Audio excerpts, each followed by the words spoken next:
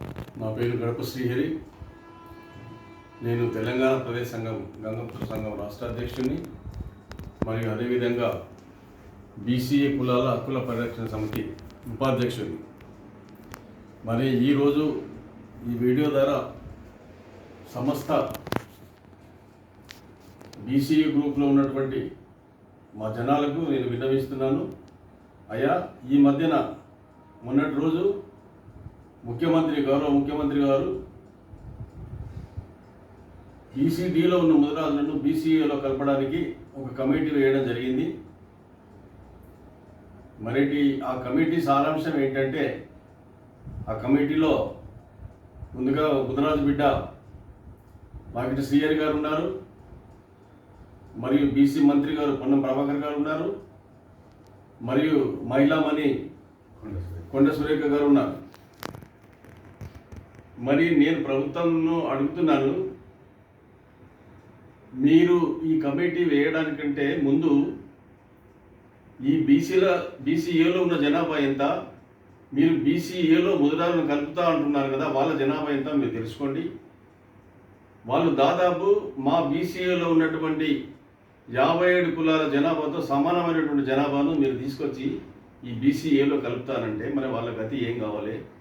బీసీఏలో ఉన్న కులాలన్నీ అన్నీ భిక్షాటన కులాలు, అన్ని భిక్షపు కులాలు. వాళ్ళు ఇప్పటికి కూడా వాళ్ళు సర్పంచులు కానివ్వండి, ఎంపీటీ జెడ్పీసీలు కానివ్వండి అయినటువంటి దాఖలాలు లేవు.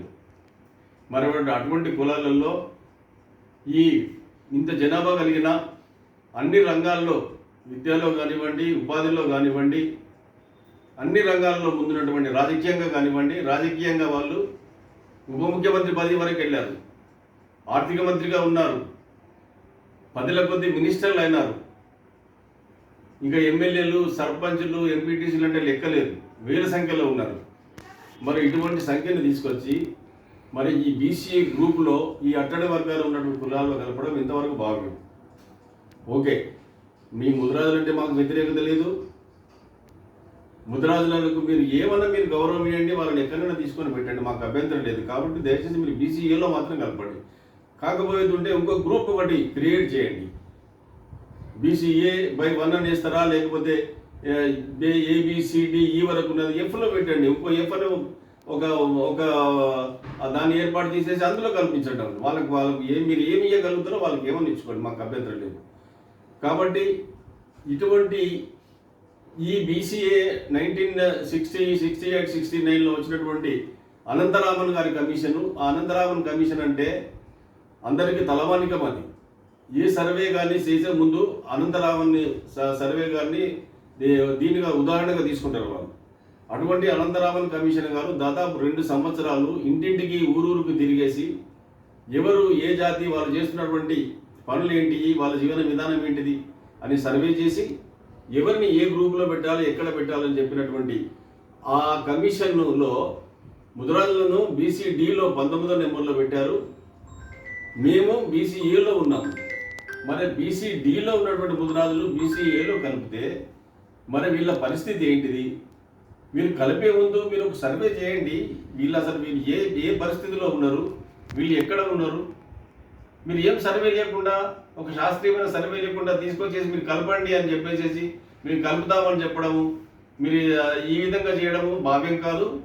అందుకని మేము ప్రభుత్వానికి కోరుతున్నాము, అయ్యా మేము ఇంతవరకు మా లాభాల గురించి, మా వసతుల గురించి మేము మిమ్మల్ని రిక్వెస్ట్ చేయట్లేదు. మాకు జరుగుతున్న ఇబ్బందుల గురించే మీ దగ్గరికి తిరగడము, మీతో మీకు మెమోలు ఇవ్వడము, మీకు మెమోరండంలు ఇవ్వడము, ఇవన్నీ చేస్తున్నాము.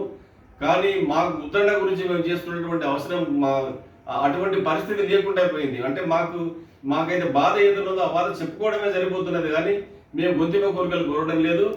కాబట్టి మేము దయచేసి మేము కోరుతున్నాం ఏంటంటే, మీరు ఇటువంటి బలమైన వర్గాన్ని, ముద్రాజు వర్గాన్ని బీసీఏ గ్రూపులో కలపొద్దు. కాబట్టి బీసీఏ కులాల్లో ఉన్నటువంటి జనాభాను కూడా నేను కోరుతున్నాను, సోదరులారా, మనమందరం ఐక్యంగా ఉండి, మనమందరం ఒక తాటిపైన ఉండి, మనం ఈ విషయంపై ప్రతి చోట మనం సాధ్యమైనంత వరకు మనం విమర్శనాత్మకంగా మాట్లాడుతూ ధర్నా కార్యక్రమం కానివ్వండి, లేకపోతే రస్తా రోకలు కానివ్వండి, మరి ప్రభుత్వం దృష్టికి వచ్చేటట్టు ఏదైనా కానీ మనం చేయవలసినటువంటి అవసరం ఉన్నది. మరి త్వరలోనే మరి ఒక ధర్నా కార్యక్రమం, ఒక మహాసభ పెట్టాలని అనుకుంటున్నాం. ఇంకా డేట్ ఫిక్స్ కాలేదు అది. ఎందుకంటే మనం ఇంత చేసినా కానీ ప్రభుత్వం మనల్ని అసలు కేర్ చేయడం లేదు, మనం పిలిచి మాట్లాడడం లేదు. మరి మన ఆవేదన ఏదో ఉందో, మన ఆక్రోశం ఏదైతే ఉన్నదో అది ఒక మహాసభ ద్వారా, ఒక మహా ధర్నా కార్యక్రమం ద్వారా ప్రభుత్వానికి తెలుస్తామని చెప్పేసి ప్రభుత్వానికి విన్నవించుకుంటున్నాను. ప్రభుత్వానికి మేము వ్యతిరేకం కాదు.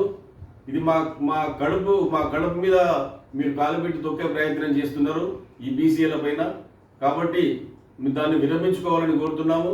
అదేవిధంగా ముద్రాజు సోదరులను కూడా కోరుతున్నాము, నాయన మీరు కావాలంటే మీరు వేరే తీసుకోండి, వేరే గ్రూప్ తీసుకోండి, మాకు ఆబ్జెక్షన్ లేదు. వేరే గ్రూప్ ఇవ్వమని చెప్పండి, మీరు ఎంత % తీసుకోండి.